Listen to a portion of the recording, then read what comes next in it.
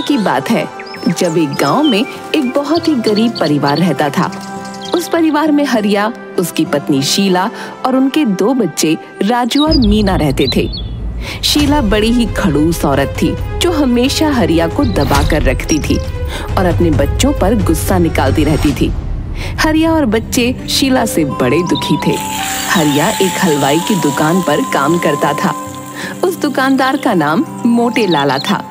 हरिया उसकी दुकान का सारा काम संभालता था। उसके बाद भी मोटे लाला हरिया को पूरे दिन सुनाता था।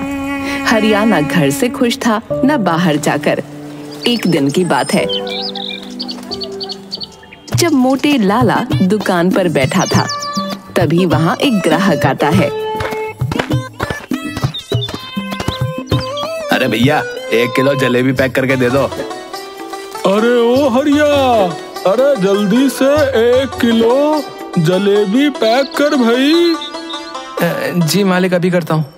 हरिया देखता है कि चाशनी में एक छिपकली पड़ी है। अब वो घबरा जाता है कि आखिर वो करे तो क्या करे।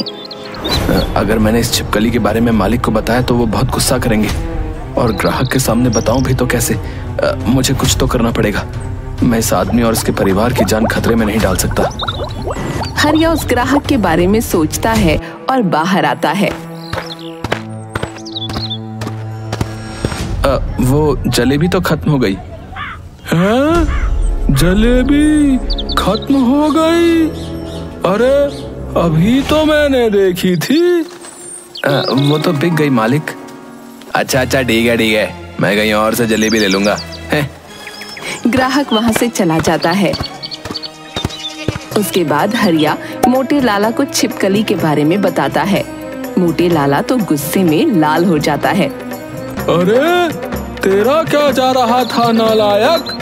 अरे तुझे छिपकली थोड़ी पैक करके देनी थी, हैं? तुझे तो जलेबी देनी थी ना। अरे उस आदमी को बड़ा पता चल रहा था कुछ, हैं? पर मालिक, वो जलेबी खाकर उसको या उसके परिवार को कुछ हो जाता तो? अरे भाई, तू जा यहाँ से और किसी और जगह काम ढूंढ। अरे मालिक, ऐसा मत करो। मोटे लाला हरिया की एक नहीं सुनता और उसी वक्त उसे काम से निकाल देता है। हरिया बेचारा दुखी होकर घर आता है तो उसके बच्चे भूखे बैठे होते हैं। बाबा, आज तो आपको राशन लाना था ना। माँ कब से इंतजार कर रही है आपका। हाँ बाबा, और हम कब से भूखे बैठे हैं। क्या हुआ, जवाब दो, राशन क्यों नहीं लाए? वो मोटे लाला ने काम से निकाल दिया और 1 पैसा तक नहीं दिया। क्या? ऐसे कैसे निकाल दिया? ऐसी क्या बात हो गई? हरिया जब सारी बात शीला को बताता है तो शीला हरिया से बहुत लड़ती है और उसे उसी वक्त घर से निकाल देती है। बेचारे बच्चे ये सब अपनी आंखों के सामने होते देख रहे थे। वो एक बार को अपने बाबा को रोकते भी हैं, पर तभी शीला उनको जोर से डांटती है। ज्यादा तरफदारी की तो तुम दोनों को भी बाहर कर दूंगी। और हाँ, तुम तो अब तभी घर में घुसना जब तुमको कोई काम मिल जाए। ऐसा क्यों कर रही हो? मैं कोई काम ढूंढ लूंगा। तुम ऐसे मुझे घर से तो मत निकालो। अगर तुम घर से नहीं गए तो मैं चली जाऊंगी। नहीं, मैं ही चला जाता हूँ और जल्द ही कोई काम ढूंढ लूंगा। हरिया बड़ा उदास होकर वहां से चला जाता है। उसके बच्चे राजू और मीना भी बड़े उदास हो जाते हैं। हरिया घर से अकेले रात को निकल पड़ता है, पर उसे ये नहीं पता होता कि उसे जाना कहाँ है। वो बस बिना सोचे समझे चलता ही जाता है। रास्ते में उसे एक घना जंगल मिलता है। हे राम, मैं तो चलते चलते पता नहीं कहाँ तक आ गया। अब एक काम करता हूँ कि यहीं बैठकर थोड़ा आराम करता हूँ। हरिया एक पेड़ के नीचे बैठ जाता है और थोड़ा आराम करने लगता है। अब हरिया को बहुत तेज भूख लगने लगती है। उसने आखिर सुबह से कुछ खाया नहीं था। हरिया भूख की वजह से सो भी नहीं पा रहा था। वो ऊपर देखता है और भगवान से प्रार्थना करने लगता है। तभी उसकी नजर उसी पेड़ पर लगे अजीब से फल पड़ जाती है। हरिया खड़ा होता है और उस फल को देखने लगता है। ये फल कितना अलग है और सुंदर भी। ऐसा फल तो मैंने आज से पहले कभी देखा ही नहीं। दिखने में ये फल जितना सुंदर है, खाने में उतना ही ज्यादा स्वादिष्ट भी होगा। अब हरिया उस फल को तोड़ने की कोशिश करता है, पर वो काफी ऊंचा होता है। जैसे तैसे करके हरिया उस फल को तोड़ लेता है और जैसे ही उस फल को खाता है उसे वो बड़ा स्वादिष्ट लगता है। वो जल्दी से पूरा फल खा जाता है और आराम से उसी पेड़ के नीचे बैठ जाता है। बैठते ही हरिया के सामने धुआं सा उठता है और वहाँ एक चुड़ैल आ जाती है। तुम्हारा बहुत बहुत शुक्रिया, तुमने मुझे आखिर 100 साल बाद इस कैद से आजादी दे दी। चुड़ैल, अरे मुझे कुछ मत करना, मैं तो गलती से यहाँ आ गया, मैं अभी चला जाता हूँ। नहीं नहीं, तुम मुझसे डरो मत, मैं तुम्हारी गुलाम हूँ। गुलाम? एक चुड़ैल और मेरी गुलाम? ऐसा कैसे हो सकता है? बिल्कुल हो सकता है। मुझे करीब 100 साल पहले गांव वालों ने इस पेड़ से लटका दिया था, क्योंकि मैंने एक बूढ़े आदमी से शादी करने से साफ मना कर दिया था। मैं पेड़ पर लटकी चिल्लाती रही पर कोई नहीं आया। 3 दिन तक ऐसे भूखी प्यासी लटके रहने से मेरी मौत हो गई। मरने के बाद मैं इस पेड़ में समा गई। उसके बाद इस पेड़ से ये अजीब सा फल निकला, जिसको खाने का इंतजार मैं 100 साल से कर रही हूँ, क्योंकि जब कोई इस फल को खाता तभी मुझे इस पेड़ की कैद से आजादी मिलती। और आज मैंने ये फल खाकर तुमको आजाद कर दिया क्या? हाँ, अब मैं आजाद हूँ। इतने सालों बाद मैं आजाद हूँ। बताओ तुमको क्या चाहिए? मैं आज इतनी खुश हूँ कि तुम्हारी सारी इच्छा एक पल में पूरी कर सकती हूँ। क्या सच में? ऐसा है तो मुझे बहुत भूख लग रही है, तो क्या तुम कुछ मेरे लिए खाने को ला सकती हो? चुड़ैल एक हाथ घुमाती है और हरिया के सामने तरह तरह के पकवान आ जाते हैं। हरिया तो ये सब देख एकदम चौंक जाता है। वो जल्दी जल्दी सब उठाकर खाने लगता है, पर तभी उसको अपने बच्चों का ख्याल आता है और वो खाते खाते रुक जाता है। अरे खाओ खाओ, ये सब तुम्हारे लिए ही है। रुक क्यों गए तुम? कुछ नहीं, बस ऐसे ही। बताओ क्या हुआ, और तुम आखिर इस घने जंगल में क्यों आए थे? हरिया चुड़ैल को पूरी कहानी सुनाता है।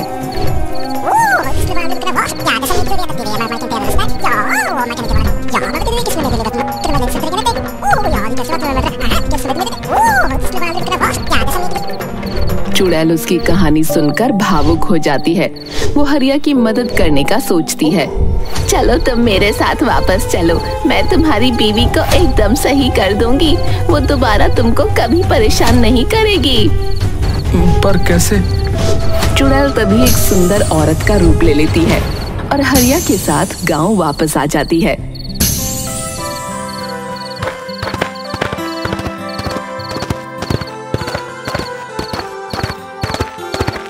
उसके बाद वो हरिया के घर के सामने हरिया के साथ रहने लगती है। लक्ष्मी आंगन में बैठकर चटनी कूट रही थी। जब शीला सुबह उठकर उस सुंदर औरत को देखती है तो बड़ी हैरान हो जाती है कि आखिर ये कौन सुंदर औरत उसके घर के सामने आकर रहने लगी। वो उसके पास जाकर पूछने ही वाली होती है कि तभी अंदर से हरिया बाहर निकल कर आ जाता है। अरे लक्ष्मी, तुम यहाँ क्या कर रही हो? मैं कब से तुमको ढूंढ रहा हूँ। अरे आप उठ गए? देखो मैं आपके लिए आपकी मनपसंद कच्चे आम की चटनी बना रही हूँ। अरे वाह, क्या बात है, तुम कितना ख्याल रखती हो मेरा। कच्चे आम के नाम से मुंह में पानी आ गया। बस थोड़ा सब्र करिए, अभी थोड़ी देर में खा लेना चटकारे मारकर। हाँ, जल्दी करो, अब नहीं रहा जाता। हरिया को देख शीला तिलमिला जाती है और चिल्लाने लगती है। तुम इस औरत के साथ क्या कर रहे हो? तुमको तो मैंने कल रात ही घर से निकाल दिया था ना, और आम की चटनी के चटकारे के बहुत मजे आ रहे हैं तुम्हें, हैं? हाँ तो तूने तो निकाला ना और मैंने रख लिया। अब तो कोई नहीं होती इनको कुछ कहने वाली, समझी? चल जा यहाँ से और मैं अपने हरिया को जो मर्जी खिलाऊं। तुम होती कौन हो मुझे रोकने वाली? गुस्से में लाल शीला लक्ष्मी को थप्पड़ मारने ही लगती है कि लक्ष्मी उसका हाथ मोड़कर पीछे धक्का मार देती है और शीला दूर गोबर में जा गिरती है। लक्ष्मी, हरिया और बच्चे सब हंसते हैं। तुम दोनों भी मुझ पर हंसोगे? तुम्हारा बाप दूसरी औरत ले आया और तुमको कोई फर्क नहीं पड़ रहा? चलो निकलो तुम दोनों अभी के अभी यहाँ से। राजू और मीना रोते हुए हरिया के पास आ जाते हैं और हरिया दोनों बच्चों को प्यार से गले लगा लेता है। आओ बच्चों, मैंने आज आलू पूरी बनाई है, चलो तुमको खाने को देती हूँ। मरने दो ऐसी औरत को अकेले, हम सब एक परिवार की तरह खुश रहेंगे और मजे करेंगे। क्या सच में? हमें बहुत भूख भी लगी थी। माँ तो कल से ही हमें मार रही है, जैसे बस अपना गुस्सा निकालने के लिए घर में रखा था। अच्छा, वहाँ जाकर बातें आ गई तुम दोनों को? मैं अभी देखती हूँ और ये औरत कब तक रखेगी तुमको। हरिया, लक्ष्मी और दोनों बच्चे बड़े ही खुशी खुशी साथ रहने लगते हैं। लक्ष्मी सबका बड़ा ध्यान रखती है। ये बात बस हरिया को पता थी कि लक्ष्मी असलियत में एक चुड़ैल है, जो रात को 12 बजे से सुबह 4 बजे तक चुड़ैल के रूप में आ जाती है। सब कुछ वो चुड़ैल हरिया का एहसान उतारने के लिए कर रही थी और सब कुछ अच्छा भी चल रहा था। चुड़ैल हरिया की अपनी एक किराने की दुकान भी खुलवा देती है। आज से आप इस किराने की दुकान का काम अच्छे से संभालिए, देखना कुछ दिनों में सब कुछ बढ़िया हो जाएगा। हाँ लक्ष्मी, तुम्हारे ये उपकार मैं कभी नहीं भूलूंगा। अरे हमारी दुनिया में भी कुछ उसूल होते हैं, बस अपने ऊपर तुम्हारा कर्ज नहीं छोड़ना चाहती, इसलिए मतलबी तो मैं भी हूँ ना। अब काम संभालो, मैं बच्चों के लिए कुछ मजेदार सा खाना बना देती हूँ। हाँ ठीक है। शीला ये देख बड़ी दुखी होती है। वो बिल्कुल अकेली पड़ जाती है। दूसरों के घर में काम करके वो अपना पेट तो पाल लेती है, पर बिना पति और बच्चों के उसका जरा भी मन नहीं लगता। मेरी किस्मत में इतने दुख होंगे सोचा ना था। दूसरों के घर बर्तन साफ कर करके तंग आ गई हूँ, लेकिन किया भी तो अपना ही भुगत रही हूँ। अपने पति को तो मैंने ही सताया ना। अच्छी भली जिंदगी चल रही थी मेरी, भगा दिया उसे। अब झेलो। हाय मैं क्या करूं? अब मेरे बच्चे पता नहीं क्या कर रहे होंगे। एक रात जब शीला को सबकी बहुत याद आती है, वो चुपके से लक्ष्मी के घर जाकर खिड़की से अंदर झांकने लगती है। उसी वक्त लक्ष्मी उसके सामने चुड़ैल का रूप बदलकर जंगल की ओर जाने लगती है। ये लक्ष्मी तो एक चुड़ैल है। हे भगवान, ये मेरे पति और बच्चे किस चुड़ैल के चक्कर में आ गए? तभी मैं सोचूं, मेरा सीधा साधा पति और बच्चे इसके गुणगान कैसे गा रहे हैं। मुझे इनको इस चुड़ैल के चंगुल से बचाना होगा। शीला जल्दी से अंदर जाती है और हरिया को सारी बात बताती है। हरिया तो पहले से ही सब जानता था और शीला की बात पर वो ध्यान नहीं देता। देखो, तुमने कभी मेरी और बच्चों की कदर नहीं की, हमेशा अपना ही सोचा। अब ये चुड़ैल हो या कोई भी हो, हम तो इसी के साथ रहेंगे। शीला बहुत रोती है और जल्दी से जंगल की तरफ भागती है।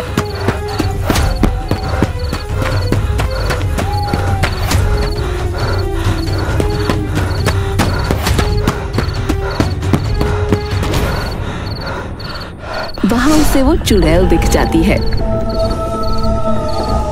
शीला उसके पैरों में गिरकर रोने लगती है। छोड़ दो मेरे बच्चों और पति को, मुझे पता है तुमने उन पर काला जादू किया है। भगवान के लिए उन्हें छोड़ दो और चली जाओ हमेशा के लिए। अच्छा ऐसी बात है। देखो, मैं बस उन पतियों पर काला जादू कर सकती हूँ जो कमजोर और अकेले होते हैं, जैसे तेरा पति। तूने तो उसे घर से निकाल दिया था ना। मैं वापस ले जाऊंगी उनको, बहुत ध्यान रखूंगी और कभी किसी मुसीबत में अकेला नहीं छोड़ूंगी। बस तुम चली जाओ, वो मेरे पति हैं। ठीक है, अभी तो मैं जा रही हूँ, पर अगर तूने दोबारा हरिया को अकेला छोड़ा तो मैं वापस आ जाऊंगी, वो भी हमेशा के लिए। शीला उस चुड़ैल से वादा करती है कि वो हमेशा हरिया और बच्चों के साथ अच्छे से रहेगी। चुड़ैल शीला की बात मानकर वहाँ से गायब हो जाती है। उसके बाद शीला अपने परिवार के साथ खुशी खुशी रहने लगती है, सबका ध्यान रखती है